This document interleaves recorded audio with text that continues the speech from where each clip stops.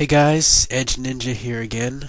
Today is Thursday, July 9th, 2009, and this will be the second part of my two-part Michael Jackson tribute.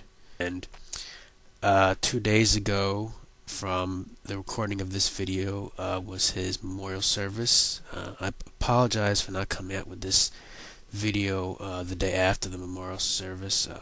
Long story short, I felt like crap for the entire day that they had the service. I don't know if it was out of depression over watching the service or if it was something unrelated, but I needed a full day to recover afterwards. So I just wanted to quickly share some of my thoughts on Michael Jackson's memorial service. I watched the whole thing from start to finish on CNN. It was a little over 2 hours long. They have videos of it on pretty much any video site you can think of if you missed any parts of it. There's some sites that are showing the highlights of it. Overall, I found it to be a very well done, very powerful, very moving memorial service. There were a lot of nice performances. Jermaine Jackson performing Michael Jackson's favorite song, Smile, I thought was very powerful. I mean, frankly, I don't know how he did it, considering his brother just died, 2 weeks earlier, considering all that he's been through. I think that he deserves a lot of credit for singing that song. Usher was also a really powerful performance, especially when he went over to the coffin and touched it. And I certainly wasn't expecting him to cry. I wasn't aware of any relationship that he had with Michael Jackson, but that was a touching moment nonetheless. Afterwards, he knelt in front of Michael Jackson's mother, Catherine. Al Sharpton, I understand that he's supposedly a friend of the Jackson family, or so he claims, but I think that considering the fact that he is such a divisive figure, he has always been a race baiter and an opportunist out for himself. I think that his appearance at that service really conflicted with Michael Jackson's mantra of unity. And although he tried to keep the racial overtones in his speech down to a minimum, for him anyway, I thought that there were a million other celebrities that the Jackson family could have invited to speak at that service instead of Al Sharpton, and I don't think that he had a right to be there. Although I will give Al Sharpton credit for one quote that he made near the end of his speech, and I quote, "Want nothing strange about your daddy. It was strange what your daddy had to deal with." I think that that quote really summed up well Michael Jackson's life and illustrated the fact that he was very misunderstood, particularly in the media. And the moment that, of course, everybody has been unable to stop talking about and probably won't be able to stop talking about for years to come is Paris Jackson, who spoke publicly for the first time. She's only 11 years old, and the general consensus is that it was unplanned, that Janet Jackson was actually supposed to speak.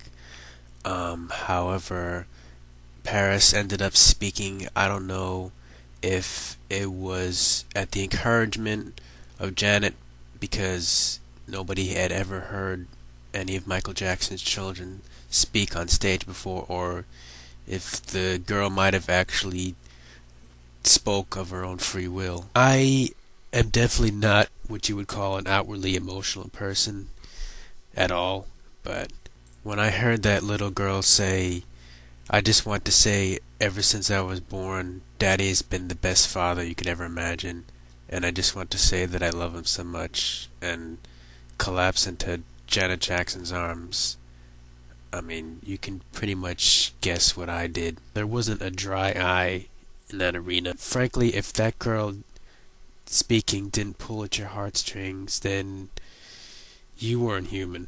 And I'd just like to say to all of the people who are continuing to say horrible, horrible lies about Michael Jackson, and people who are even insulting his memorial service. I'm not going to mention any names, but these people know who they are. We know who they are.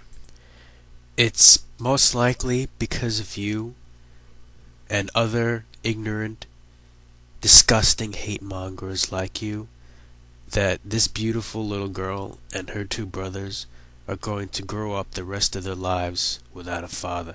I just had to say that because I was under the impression that there was an unwritten rule that you weren't supposed to speak ill of the dead, but I guess there are some conservative commentators and media outlets that don't believe that this rule applies to them.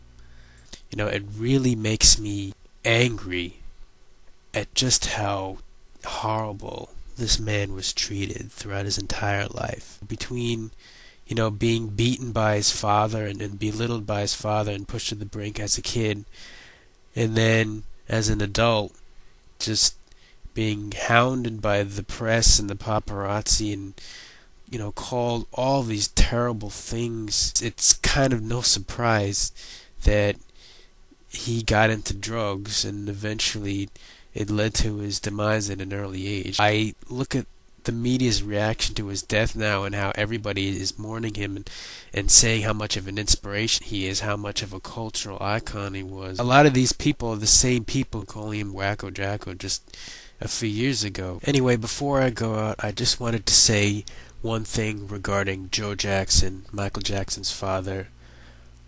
Speaking as somebody who also grew up with a very mean father who was abusive, let me just say to all the parents out there, especially the fathers, but the mothers too, there's a fine line between tough love and abuse.